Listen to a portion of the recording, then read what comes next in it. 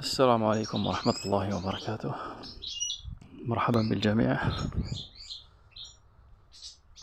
حبيت نقدم بعض النصائح بالتجربة الصغيرة اللي عشناها مع المقنين، مع الحسون، خاصة التزوج في الأقفاص، خاصة الأقفاص السلاكة يعني فيها بعض المشاكل راح نتحدثوا عليها إن شاء الله. رانا في شهر فيفري، ما تقلقش أخي، مازال الحال ثاوين ومازالت البرودة. إذا كنت من اللي يستعملوا المكملات الغذائية وماشي دواء، المكملات الغذائية، هذا الوقت زيد لهم. إذا كنت مد لهم مرة في الأسبوع مد لهم مرتين، إذا كنت مد مرتين مد لهم 3 مرات. كالسيوم ندوش يوميا إذا قدرت، هي لو كان خطر ولا 2 في الأسبوع.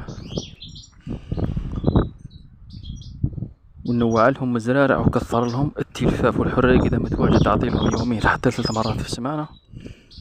وما تطلقش دركا، مازال الحال لما يجهز المال مليح يقازي يولي يفتح ويغني مليح وتشوف الساكس تاعو المخرج تاعو باين، اطلق هذاك الوقت راح نزيدو نحكو عليه ان شاء الله.